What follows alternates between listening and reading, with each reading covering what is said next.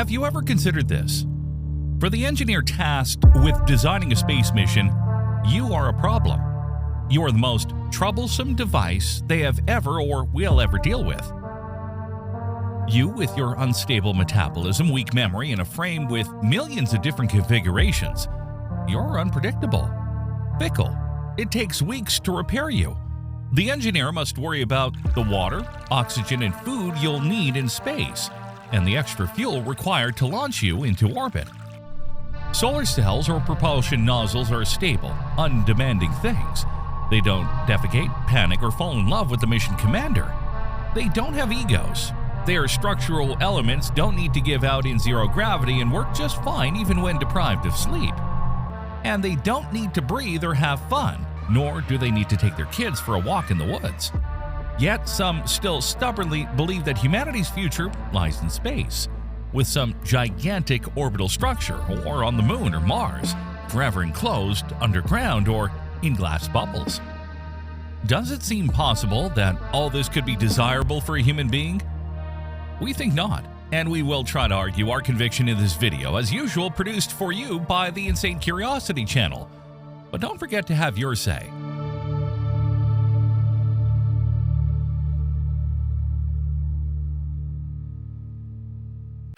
Space exploration is a scenario that has been much discussed in recent years. It's no longer the elusive domain of the Cold War superpowers. Over 70 nations now have a space program, and 16 of them have launch capabilities.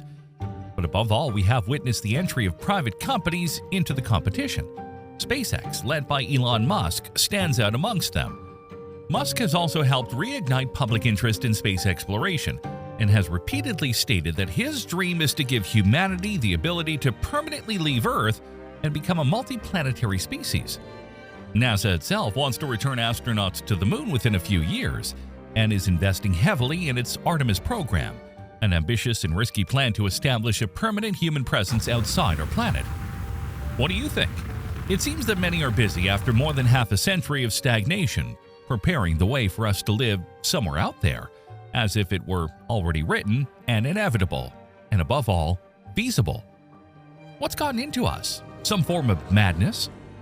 Indeed, now that we're finally getting acquainted with the existence of billions of exoplanets, it's almost taken for granted that one day we'll be able to choose the most suitable planet for each of us, as if the entire universe were a catalog within reach. Sure, it's nice to dream, but from the standpoint of concrete business plans, this is a goal that is currently, and perhaps forever, unattainable beyond our reach.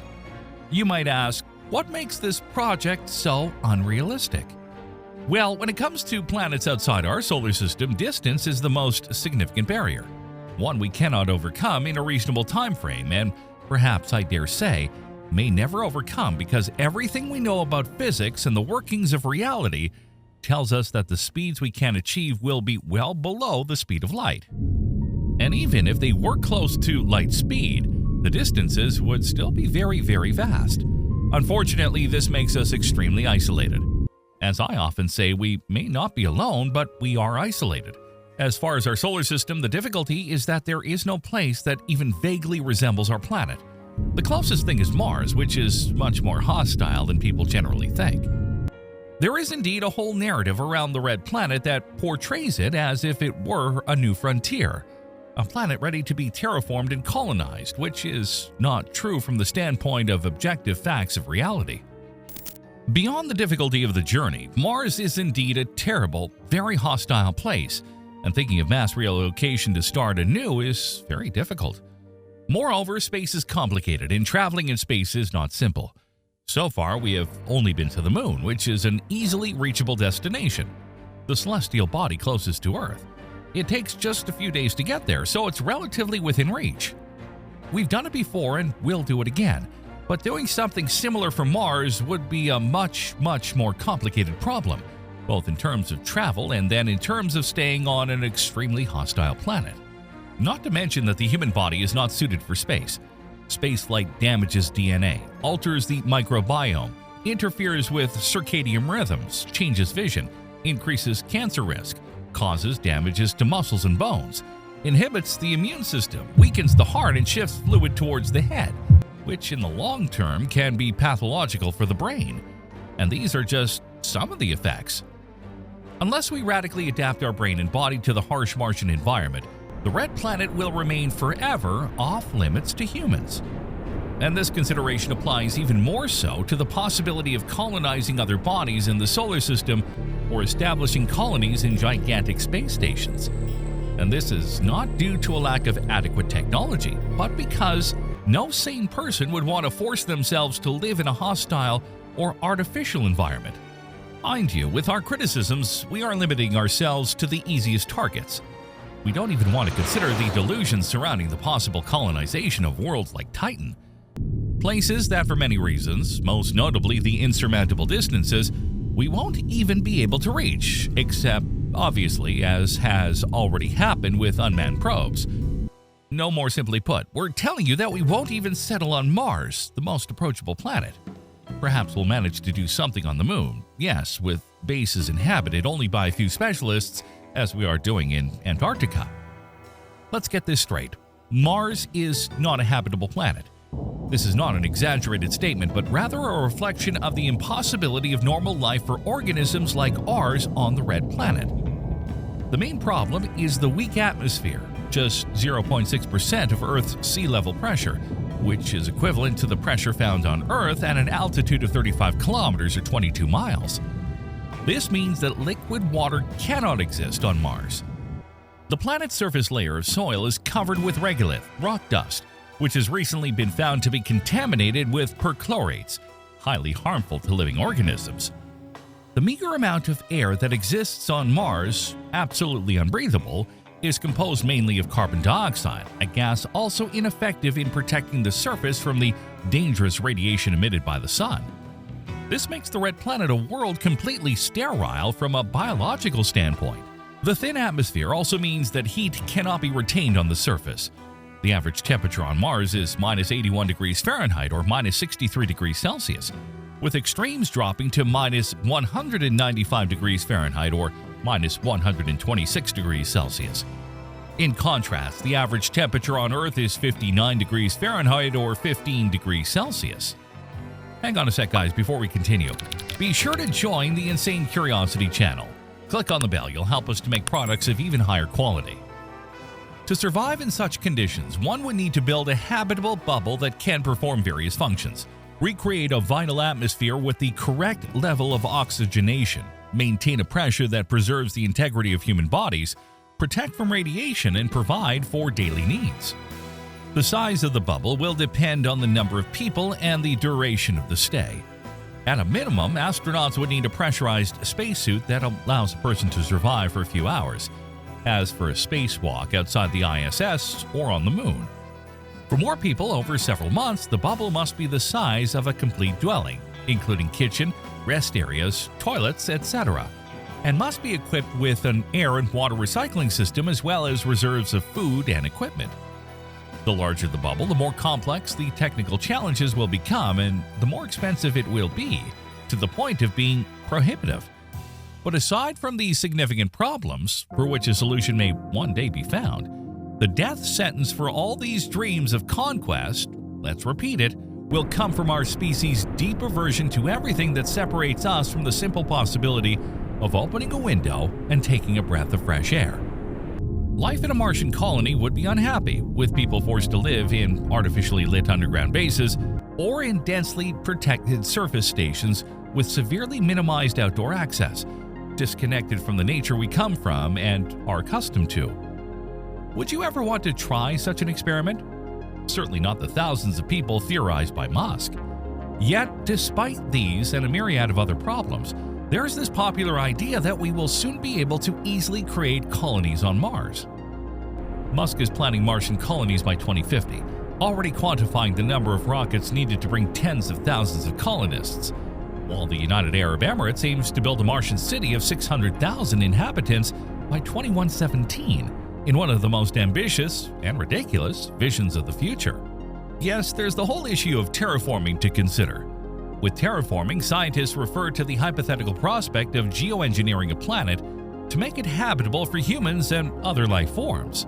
For Mars, this would mean injecting oxygen and other gases into the atmosphere to increase surface temperature and air pressure, among other interventions. A common argument in favor of colonizing Mars is that it will allow us to start the process of terraforming the planet into a habitable state. Brian E. Horgan, assistant professor of planetary science at Purdue University, said that Martian terraforming is a dream, a prospect that goes well beyond any kind of technology we will have soon. When it comes to terraforming Mars, there's also the logistics to consider and the materials available to the geoengineers who would dare undertake such a multi-generational project. Recent studies have attempted to determine how much carbon dioxide would be needed to increase the air pressure on Mars to the point where humans could work on the surface without the need for suitable pressure, and to raise the temperature so that liquid water could exist and persist on the surface. Well, the authors concluded that there is almost not enough CO2 on Mars necessary for terraforming, and that future geoengineers would somehow have to import the gases needed to do it. To be clear, terraforming is not necessarily an impossibility, but the timescales and technologies required preclude the possibility of sustaining large and vibrant colonies on Mars for the foreseeable future. Until then, an unterraformed Mars will represent a hostile environment that only 1 or 2 missions, conducted solely for political strategy purposes, will end up approaching. I have no doubt that humans will eventually visit Mars, to immediately return home and never try again.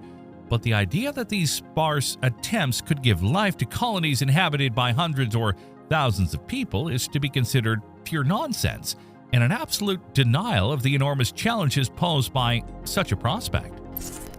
Sometimes when we hear certain outlandish predictions about what we will do in the solar system in the near future, it feels like going back to the 40s and 50s of the last century, when cover stories in magazines like Popular Mechanics and Popular Science showed colonies under the oceans and even above the ice of Antarctica, when the naive belief of the time was that humans would find a way to occupy every corner of the planet, no matter how difficult or inhospitable.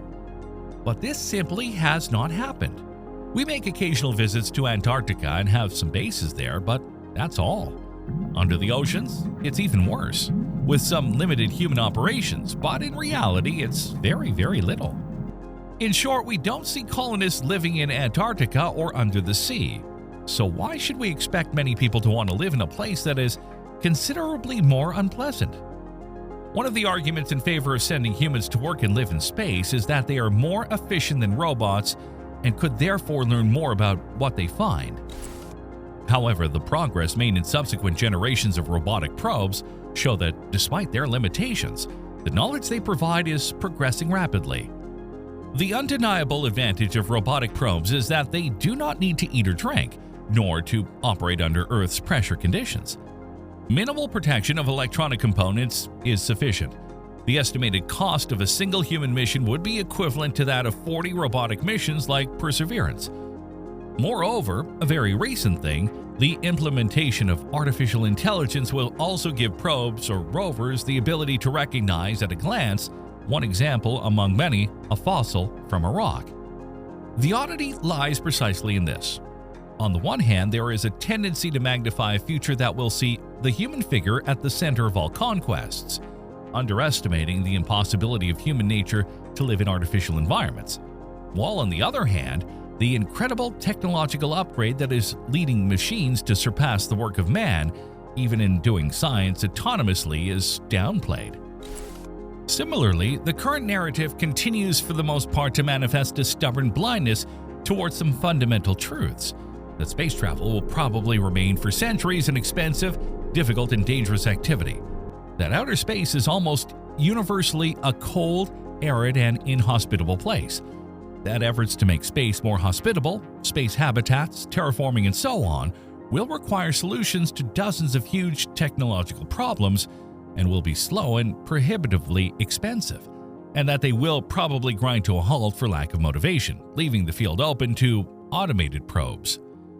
The journey to other stars, then, will probably never be possible in less than hundreds of years, and that contact with alien intelligences, except perhaps for the faint sound of a distant radio message, is at least a millennium away and may indeed never occur. This entails some rather heavy existential and philosophical implications. If humans never manage to reach Mars or live in space in general, it means we are destined to be forever a sedentary species. This suggests that other extraterrestrial civilizations might be in the same situation, technologically advanced but uninterested in betraying their biological nature to venture into hostile and disturbing environments. This, incidentally, could be a possible answer to the question posed by Enrico Fermi in his "If the universe is teeming with aliens, where is everybody?" Perhaps the truly mature species are those that renounce the predatory ambitions inscribed in their biological heritage and find a sustainable trajectory that reconciles widespread well-being with the preservation of their homeworld and a lesser environmental impact. And maybe the deafening cosmic silence that surrounds us is not an indicator of the premature extinction of supposed technological societies, but proof that to last a long time, one must learn to burn more slowly.